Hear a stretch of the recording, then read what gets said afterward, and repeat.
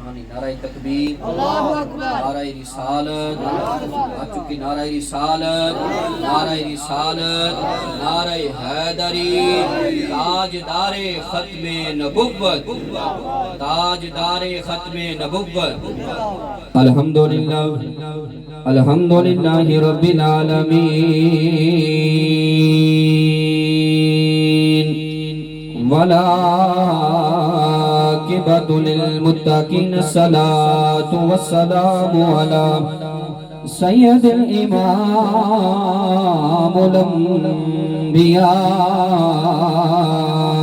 والمرسلین اما بعد فاعوذ باللہ من الشیطان الرجیم بسم اللہ الرحمن الرحیم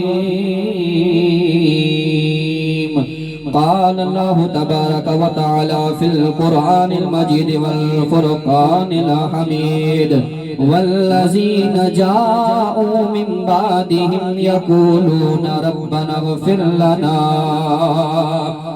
ربنا اغفر لنا ولإخواننا الذين سبقونا بالإيمان آمنت بالله صدق الله مولانا العظيم ببركته إن الله وملائكته يصلون على النبي يا أيها الذين آمنوا صلوا عليه وسلموا تسليما اللهم صل على سيدنا ومولانا محمد ومولانا محمد وبارك وسلم وصلی علی محبت ہر بندہ اپنی حاضر لگائے الصلاۃ والسلام علیک یا سیدی یا رسول اللہ وعلی آلک واصحابک سیدی یا خاتم النبیین قدر نبی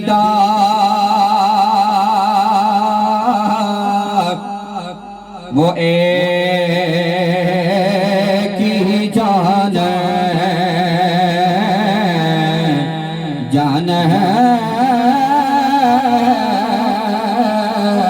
قدر نبی دا وہ ایک ہی جان دنیا دار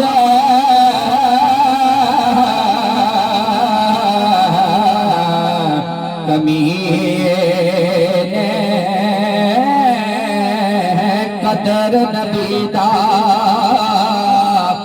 جہان والے سو گئے وچ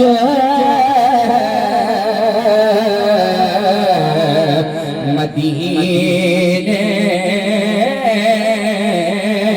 قدر پڑی دا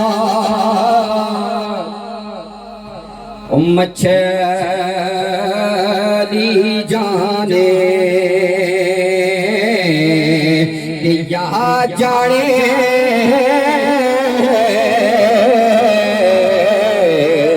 مرغا بھی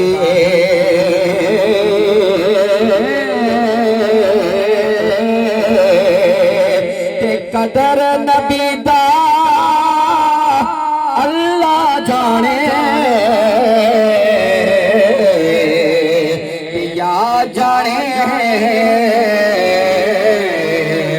اصحاب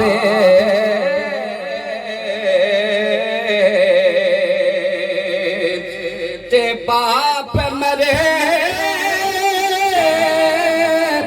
سر ننگا ہووے باپ مرے اسے ننگا ہووے ویر مرے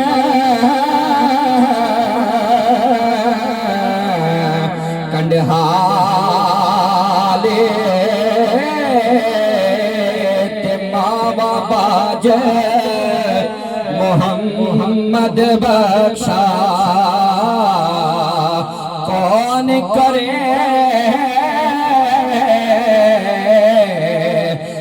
والے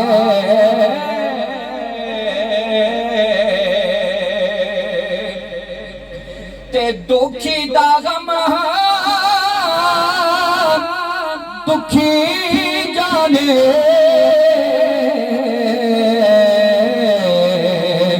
تے سکھی نہ کے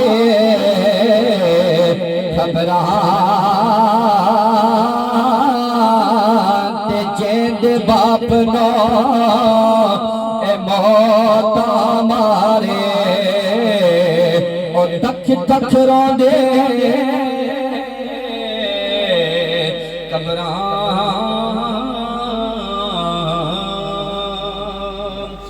اللہ کے حمد و ثنا اور آقا علیہ السلام کی ذات مبارکات پر درود و سلام کے گجرے پیش کرنے کے بعد نہایت واجب الاحترام سمیر و حاضرین اور کثیر تعداد میں اسٹیج کی زینت بنے ہوئے علماء کرام افاض کرام نقیب محافظ سبھی کو السلام علیکم ورحمۃ اللہ وبرکاتہ۔ سامعین ذی وقار، سب سے پہلے میں محترم جناب راجہ محمد شاہد صاحب کو کہ جنہوں نے اپنے والد محترم راجہ محمد رزاق صاحب کے اصال ثواب کے موقع پر یہ خوبصورت محفل پاک کا انعقاد کیا اور راجہ رزاق صاحب کے بھائی محترم جناب راجہ محمد چرمین مشتاق صاحب، اللہ تعالیٰ سے دعا ہے کہ اللہ رب العزت جس محبت کے ساتھ محفل پاک کا انعقاد کیا کہ اللہ رب العزت مرحوم کی کامل و بخشش فرمائی۔ سامعین ذی وقار، سب سے پہلے اصل سارے اصال ثواب نے محفلی چاہیے، یہ گل ہے یہ تھوڑے بول سو لنگر کھڑا مقصد تو نہیں نا ہوتا ہے اسیں کار بھی لبی جانا اور رب نہ وعدہ ہے رب عطا بھی کرتے ہیں، ٹھیک ہے جی۔ ہم اصال ثواب کے محفل یہاں جمع ہیں۔ حدیث مبارکہ کا مفہوم میرے آقا علیہ السلام نے ارشاد فرمایا کہ اے میرے غلاموں، جب آپ کسی اصال ثواب کی محفل میں جائیں تو مرنے والے مرحوم یا مرحومہ کے لیے کچھ تحفہ لے کر جائیں۔ کیا کرو بھائی؟ تحفہ لے کر جائیں۔ ہمارا دنیاوی رواج ہے اگر ایک بھائی دوسرے بھائی کے گھر جاتا ہے کوئی پھل لے کر چلا جاتا ہے، کوئی پھول لے کر چلا جاتا ہے، آج کل بوتلوں میں بیٹھ چکے ہیں بھائی نے کام لے کے چلتے ہیں تحفہ۔ تو یا رسول اللہ صلی اللہ علیہ وسلم کہ مرنے والا تو مر چکا ہے، اسے قبر میں دفن کیا جا چکا ہے، اوپر منو من مٹی پڑی ہوئی ہے، اب ہم اس کے لیے کیا تحفہ لے کر جائیں؟ تو میرے آقا علیہ السلام نے ارشاد فرمایا کہ اے میرے غلاموں، اس کے لیے قرآن مجید فرقان حمید کی تلاوت کر کے لے کر جائیں، اس کے لیے سبحان اللہ ماشاءاللہ اللہ اکبر کی تسبیحات پڑھ کے لے کر جاؤ۔ فرمایا یا رسول اللہ صلی اللہ علیہ وسلم وہ تو قبر میں پہنچ چکا ہے، اس کے اوپر منومن مٹی پڑی ہوئی ہے، جب ہم اس کے لیے قرآن مجید کا تحفہ لے کر جائیں گے اللہ اکبر سبحان اللہ کی تسبیحات پڑھ کے لے کر جائیں گے، اسے ملے گا کیا؟ اسے کیا ملے گا؟ میرے آقا نے فرمایا جو قبر کے اندر جو مردہ ہوتا ہے نا وہ ڈوبنے والے شخص کی مانند ہوتا ہے، جس طرح بندہ پانی ڈوبنا ہے نا تو کوئی سہارا تلاش کرنا، یار کوئی سہارا لب گیا میں باہر نکلا، اسی طرح جو قبر کے اندر مردہ ہوتا ہے وہ اپنے بہن بھائیوں کا منتظر ہوتا ہے، وہ اپنی اولاد کا منتظر ہوتا ہے، وہ اپنے دوست احباب رشتہ داروں کا منتظر ہوتا ہے، وہ اپنے محلے داروں کا منتظر ہوتا ہے۔ ابھی مجھے میری اولاد اسحال کرے گی، ابھی میرے بہن بھائی مجھے اسحال کریں گے، اللہ پاک ان کے اسحال کرنے کی برکت سے اللہ پاک میری بخشش فرما دے گا، میری بخشش فرما دے گا۔ امام الانبیاء علیہ السلام کے غلاموں، کچھ لوگ یہ سوال کرتے ہیں کہ یار یہ اصال ثواب کہاں سے ثابت ہے؟ جناب 15واں 4تھا 40واں یہ محفل میلاد کا انعقاد کرنا یار یہ کہاں سے ثابت ہے؟ یہ تو لوکا جناب لوگ آنے نا اپنے کولو جناب والا سنی کرنے ہیں، لیکن نہیں، ہم جو کرتے ہیں قرآن حدیث کے مبارکہ کی روشنی میں کرتے ہیں جی۔ عقیدے کی بات ہے، اللہ کا قرآن کیا کہتا ہے جو میں نے خطبے کو دوران پڑھی؟ اللہ کا قرآن کہتا ہے والذین جاءوا من بعدہم یقولون ربنا اغفر لنا ولإخواننا الذین سبقونا بالایمان۔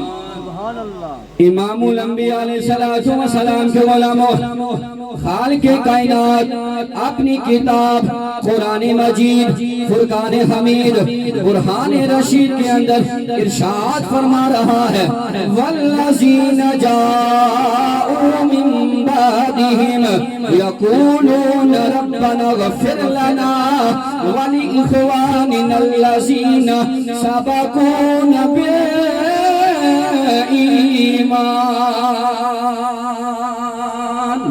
اللہ کا قرآن کہہ رہا ہے والذین جاءوا من بعدهم، وہ لوگ جو بعد میں آئے، یقولون کہتے ہیں ربنا اغفر لنا، اے ہمارے رب تو ہماری بخشش فرما، وَلِإِخْوَانِنَا الَّذِينَ سَبَقُونَا بِالْإِيمَانِ، ہمارے ان بھائیوں کی بخشش فرما جو ایمان کی حالت میں ہم سے پہلے چلے گئے ہیں۔ اور بعد میں آنے والے لوگوں سے مراد ہم لوگ ہیں۔ ہم لوگ کیا کہتے ہیں؟ مولا ہماری بخشش فرما، وَلِإِخْوَانِنَا الَّذِينَ سَبَقُونَا بِالْإِيمَانِ، اور ہمارے ان بھائیوں کی بخشش فرما جو ایمان کی حالت میں ہم سے پہلے چلے گئے۔ پر شرط یہ ہے کہ جس کے لیے فاتحہ خوانی کی جائے، جس کے لیے دعائے مغفرت کی جائے، وہ بندہ ایمان والا ہونا چاہیے، وہ بندہ ایمان والا ہونا چاہیے۔ آئے آقا علیہ السلام کی بارگاہ میں چلتے ہیں۔ میرے آقا علیہ السلام نے ارشاد فرمایا اے میرے غلاموں، جب کسی بندہ مومن کے والدین انتقال کر جائے، کسی بندہ مومن کے والد فوت ہو جائے یا والدہ فوت ہو جائے، میرے آقا علیہ السلام نے فرمایا والدین تو دنیا سے چلے گئے ہیں، لیکن ان کے پیچھے جو اولاد ہے ان کے اوپر 5 حقوق فرض ہیں۔ کتنے حقوق فرض ہیں یا 5؟ جو والدین والد یا والدہ دو کوئی انتقال فرمائی جائے تو پیچھے اولاد میں اوپر 5 حقوق فرض ہیں۔ کتنے؟ 5۔ پہلے میرے آقا علیہ السلام نے ارشاد فرمایا جب والدین انتقال فرما جائیں، سب سے پہلے اولاد کے اوپر یہ حق ہے کہ خود غسل دے۔ کیا کرے؟ سارے بولو کیا کرے؟ خود غسل دے۔ باپ فوت ہو جائے تو بیٹے پر یہ حق ہے کہ خود غسل دے اپنے باپ کو۔ اگر ماں فوت ہو جائے تو بیٹی کے اوپر یہ حق فرض ہے کہ اپنی ماں کو خود غسل دے۔ ہیں جی؟ تو امام الانبیاء علیہ السلام کے غلاموں، اب بیٹا جب اپنے باپ کو غسل دے گا تو اس کا نتیجہ کیا نکلے گا؟ میرے آقا علیہ السلام نے ارشاد فرمایا کہ جب کوئی بندہ کسی میت جب غسل دیا جاتا ہے تو جس میت کو غسل دیا جاتا ہے، جب غسل دینے والا جو بندہ ہوتا ہے اچھے طریقے سے غسل دینے کے بعد، اور اگر اس کے اندر کوئی ایسی عیب ہیں اس کے اوپر پردہ ڈالتا ہے اور خدا کی رضا کی خاطر اسے معاف کر دیتا ہے، تو میرے آقا علیہ السلام نے ارشاد فرمایا وہ میت اس طرح خوش ہوتی ہے، وہ اللہ کے حضور جا کے دعا کرتی ہے کہ مولا مجھے ایک مرتبہ تو موقع عطا کر کہ میں دنیا میں جا کر اس بندے کی خدمت کروں، اس بندے کی جا کر خدمت کروں، اتنا جس نے مجھے پاک کیا ہے۔ تو امام الانبیاء علیہ السلام کے غلاموں، اس لیے بیٹے کو حکم دیا گیا ہے جب بیٹا باپ کو غسل دے گا نا، اگر کوئی عیب ہوا، اگر کوئی پریشانی ہوئی تو بیٹا ہے وہ پردہ ڈالے گا اور اخلاص کے ساتھ غسل دے گا، اور غسل دینے کے بعد خدا تعالیٰ کی رضا کے ہاتھوں سے بخش بھی دے گا۔ اور دوسرا میرے آقا علیہ السلام نے ارشاد فرمایا کہ جب والدین فوت ہو جائیں تو اولاد کے اوپر یہ حقوق فرض ہے کہ نماز جنازہ خود پڑھائے۔ اس میں محدثین علماء کرام فرماتے ہیں اگر نماز جنازہ پڑھا نہیں سکتا کم سے کم پڑھے ضرور۔ اور اس میں ایک اور بھی مسئلہ ہے، مثال کے طور پر کہ حافظ صاحب ہیں، ان کے والد صاحب کا انتقال ہو جاتا ہے، حق تو ان کا بنتا ہے، اگر اس جنازے میں کوئی عظیم شخصیت آ جائے، کوئی سید زادہ آ جائے، کوئی اللہ کا ولی آ جائے، کوئی مفتی آ جائے جو صاحب علم اور صاحب عمل ہو، تو اس حافظ صاحب کا یہ کام بنتا ہے کہ یا مفتی صاحب یا پیر صاحب یا شاہ صاحب آپ میرے والد محترم کا جنازہ پڑھائیں۔ کیوں؟ میرے آقا نے فرمایا کہ کچھ جنازے ایسے ہوتے ہیں کہ پڑھنے والے کی برکت سے اللہ پاک مرنے والے کی بخشش فرما دیتا ہے، اور کچھ میتیں ایسی ہوتی ہیں کہ جن کے نماز جنازہ میں جا کر جنازہ پڑھا جائے اللہ پاک مرنے والے کے وسیلہ سے جنازہ پڑھنے والوں کی بخشش فرما دیتا ہے۔ اور جب اللہ کا ولی کو جنازہ پڑھائے گا تو بخشش ہوگی کہ نہیں ہوگی، یہ مسئلہ ہے۔ اور تیسرا جو حقوق فرض ہے میرے آقا علیہ السلام نے ارشاد فرمایا اگر باپ کے ذمہ کوئی قرض ہے اس قرض کو ادا کرے. اور چوتھا جو حقوق فرض ہے میرے آقا علیہ الصلوۃ والسلام نے ارشاد فرمایا جس طرح اس کے والدین کے ظاہری زندگی کے اندر دوست احباب رشتہ دار تھے تعلق دار تھے اس تعلق کو قائم رکھے آگے لے کر چلے. یہ نہ ہے پاپا فوت ہوئی جائے چاچے کے ہمارے کارش نے لوڈ کو لیے ہیں جی ہمار فوت ہوئی جائے ماسیاں جناب بھائی کارڈ کا رشتہ نہ اس تعلق کو قائم کرے اس تعلق کو نبھائے آگے لے کر چلے. جب اس تعلق کو قائم کر کے آگے لے کر چلے گا اس کے والدین قبر میں خوش ہوں گے اور اس کے لیے دعا کریں گے ہیں جی. اور جو چوتھا حقوق فرض ہے میرے آقا علیہ الصلوۃ والسلام نے ارشاد فرمایا کہ خود اولاد پانچواں جو آقا علیہ الصلوۃ والسلام نے ارشاد فرمایا کہ خود اولاد مرنے دم تک اپنے والدین کے لیے فاتحہ خوانی کرتی رہے. یار کیا کرتی رہے فاتحہ خوانی کرتے رہے. اور ایک وظیفہ سماعت فرما لیں. آج ہم پریشان ہیں یار ہمارے گھروں میں بڑی بسکونی ہے یار کوئی پتہ نہیں یار مال بڑی دبرکتی ہوئی گیا کاری سکون نہیں ہے پوری نہیں پہنی ہے. میرے آقا علیہ الصلوۃ والسلام نے ارشاد فرمایا اور وظیفہ بتا دیا.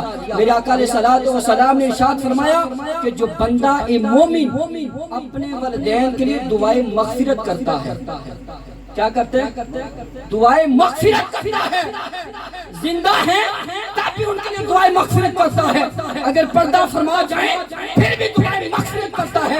میرے آقا علیہ الصلوۃ والسلام نے ارشاد فرمایا میں قسم کھا کر کہتا ہوں کہ جو بندہ اپنے والدین کے دعا کرتا ہے اللہ پاک کبھی اس گھر میں فاقے نہیں آنے دیتا ہے جی فاقے نہیں آتے اس گھر میں اللہ پاک اس گھر میں برکات کا نزول فرما دیتا ہے. اور امام الانبیاء علیہ الصلوۃ والسلام کے غلاموں اور جو سب سے بڑا جو اصالِ ثواب جو سب سے بڑی جو دعا ہے وہ نماز ہے جی.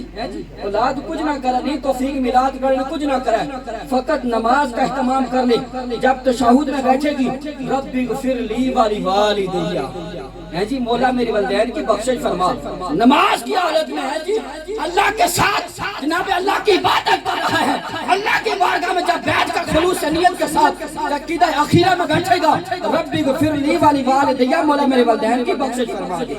اور جب دعا کرے گا اللہ پاک اس کے والدین اولاد کی دعا قبول فرما کر والدین کے اللہ پاک بخشش فرما دے گا. اور سب سے پہلے جس طرح ماشاءاللہ یہ میلاد پاک کا انعقاد کیا گیا محفل پاک کا انعقاد کیا گیا سال ثواب کا انعقاد کیا گیا یہ بہت بڑی بات ہے جی. دعا تو سب تک خوشیاں منگی جب لنگر کھائے لے کے جائیے نو لیکن جو یہ عوام کو سبحان اللہ ماشاءاللہ کہنے کا جو موقع ملا ہے ہو سکتا ہے یار ہم 100 قرآن پڑھیں اللہ نہ قبول کرے ہے جی.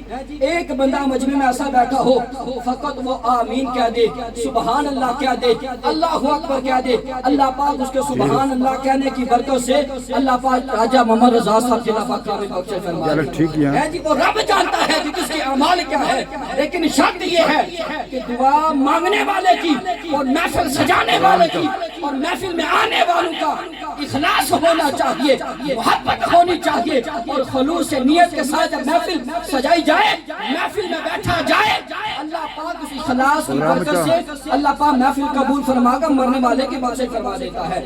آخری بات کر کے اجازت چاہوں گا حاضری کے برتن بھی لے آئے. آخری بات کہ اخلاص کیا چیز ہے اخلاص توجہ ہے مرد ٹھیک ہے اچھی آنکھوں سبحان اللہ حاضری برتن ایک کال کری اجازت. اخلاص کیا چیز ہے کیا چیز اخلاص. حضرت صاحب علامہ اشفاق صاحب حضرت جنید بغدادی علیہ رحمت سے کسی نے پوچھا کہ آپ بڑے جناب والا اللہ پاک نے آپ نے بڑی عاجزی رکھی تھی بڑے صاحب علم تھے صاحب تقویٰ تھے بڑا اخلاص اللہ رب العزت نے آپ میں رکھا تھا. تو کسی نے پوچھا حضور جنید بغدادی آپ نے اخلاص کہاں سے سیکھا اخلاص تو سیکھیا نے کسا مولوی کو سیکھیا نے کسا پیروں کو سیکھیا نے کس سے سیکھا ہے.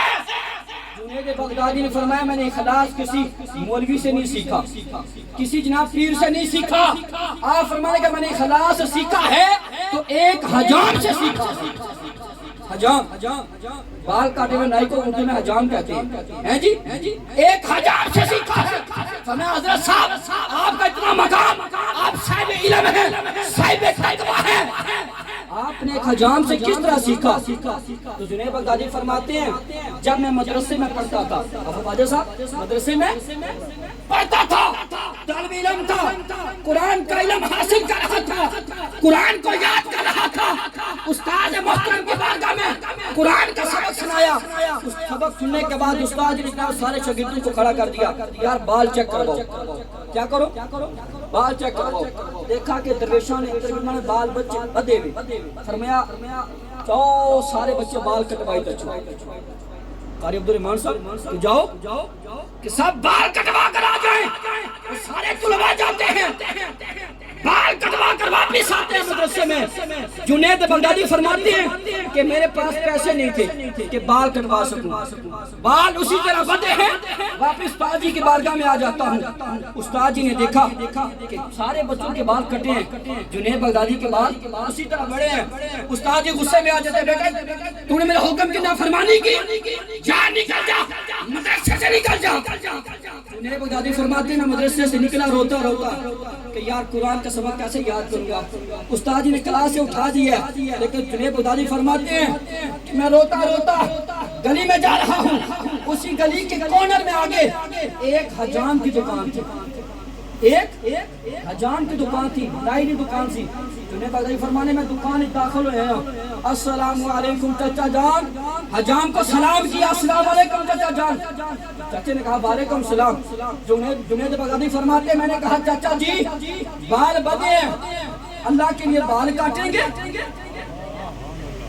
اللہ کے لیے بال کاٹیں گے؟ میرے پاس پیسے نہیں ہیں۔